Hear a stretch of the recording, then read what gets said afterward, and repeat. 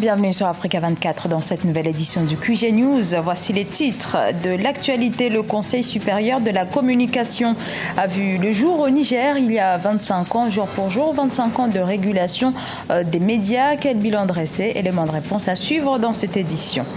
Laure Sawadogo, meilleur journaliste de l'année 2016 au Burkina Faso, investigation, enquête. Son travail a pour la seconde année consécutive reçu le prix Norbert Zongo.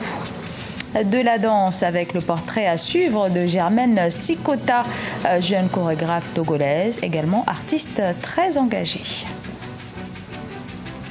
Au Niger, le Conseil supérieur de la communication est né en novembre 1991. Les défis sont encore nombreux, mais au cours de ces 25 dernières années, l'organe a permis un foisonnement des médias, mais également des progrès en matière de liberté d'expression. Reportage Sadou Alissé Mokhtar.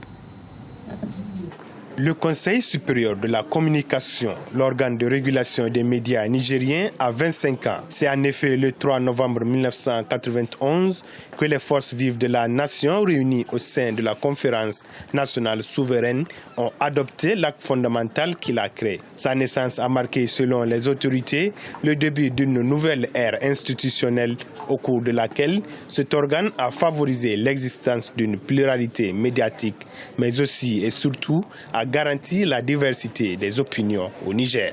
Au cours de ce quart de siècle passé, j'ai vécu plusieurs expériences, les unes aussi enrichissantes que les autres, dans la mesure où notre pays a connu 9 instances de régulation. Et chaque instance a joué le rôle qui est le sien dans un contexte politique bien déterminé, pouvoir préparer l'avenir, c'est-à-dire engager des réformes qui vont permettre aux régulateurs africains et en général et nigériens en particulier de pouvoir jouer véritablement son rôle. Le Niger a connu 9 instances de régulation des médias en 25 ans de démocratisation. Aussi, le paysage médiatique a connu une évolution fulgurante. De 3 médias en 1990, le Niger a plus de 300 aujourd'hui. Une libéralisation du paysage fruit des efforts des différentes instances de régulation, estiment certains observateurs. Les choses ont beaucoup évolué parce que vous savez, il y a 25 ans, il y avait très peu de journaux vraiment qui avaient la liberté de parler, de dire ce qu'ils pensaient. Mais aujourd'hui, je crois que vous avez tous les journaux de toutes les opinions. Les gens disent ce qu'ils veulent, quand ils veulent, comme ils veulent. Et je crois que c'est un très grand pas. En 2015, l'ONG de défense des médias a estimé la liberté de presse menacée au Niger. Aussi, ces dernières années ont été marquées par une régression du pays dans le classement mondial de la liberté de presse. De la 48e place en 2015, le Niger se situe à la 52e place sur 180 pays dans le classement mondial 2016 de la liberté de la presse établi par Reporters sans frontières. Les autorités rwandaises revoient les tarifs des produits pétroliers. Les prix à la pompe repartent à la hausse à partir de ce mercredi. Le litre d'essence passe d'un peu plus de 800 francs à 948 francs. Le litre de diesel, quant à lui, est fixé à 914 francs rwandais. Au Burkina Faso, le prix Norbert Zongo du journalisme d'investigation a été décerné cette année à Laure Sawadogo Gintou. La journaliste est une nouvelle fois primée et cette fois c'est pour son travail portant sur la stigmatisation des personnes vivant avec le VIH. Reportage notre correspondant Jean-Paul Ouedraogo. Laure Sawadogo Gintou, la trentaine révolue, diplômée en marketing et management à l'Institut supérieur polytechnique de Ouagadougou, est journaliste de carrière.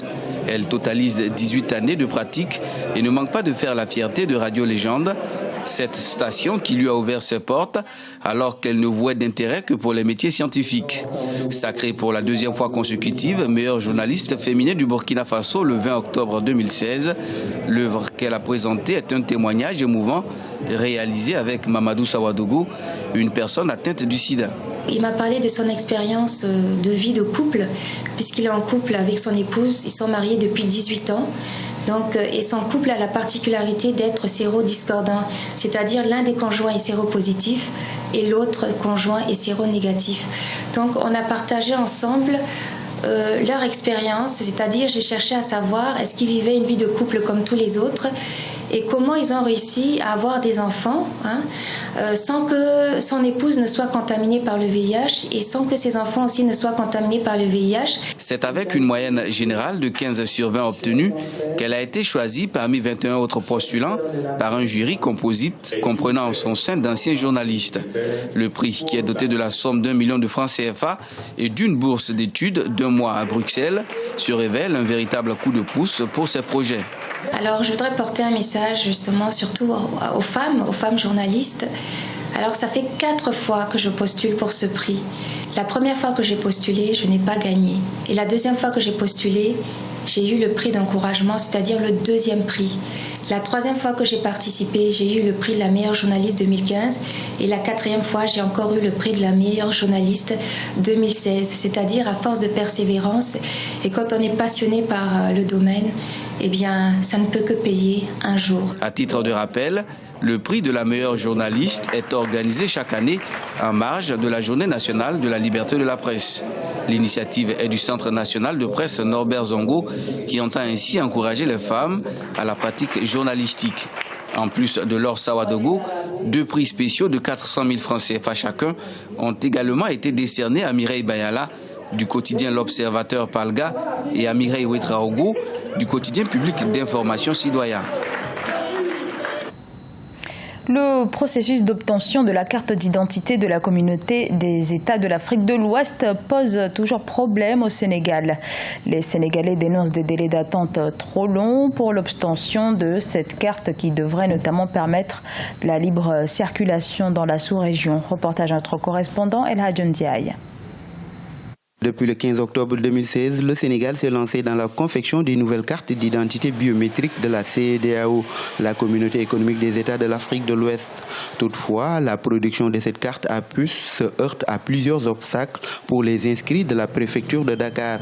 Lenteur dans le processus, de longues files d'attente et non-respect des rendez-vous, tels sont les maux dont souffrent les citoyens. Là, on est fâché, vraiment on est fâché. Là, en plein centre de ville, à la préfecture, là, les gens viennent, mais après les gens, ils ont aussi des difficultés, tu vois. Ils ont aussi des problèmes, des difficultés, tu vois, pour vraiment déposer leurs papiers aussi. Je suis venu à 6h22, 22 minutes, et voilà ma 3e visite, je n'arrive pas à déposer.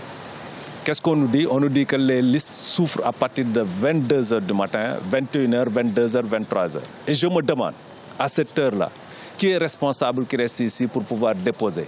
La difficulté se trouve au niveau de l'organisation même et de la disponibilité des agents qui sont chargés de veiller sur l'application des dépôts. Les Sénégalais ont 6 mois pour aller s'inscrire gratuitement au niveau des commissions qui sont mises en place progressivement. Passé ce délai de 6 mois, tout citoyen sénégalais qui désire acquérir cette nouvelle carte devra payer 10 000 francs CFA. Pour le sous-préfet de Dakar Plateau, la confection est en bonne marche et cette situation s'explique par l'engouement. Plus de 200 cartes sont produites par jour dans sa sous-préfecture. Aujourd'hui, on a mis des commissions dans les sous-préfectures, dans les préfectures.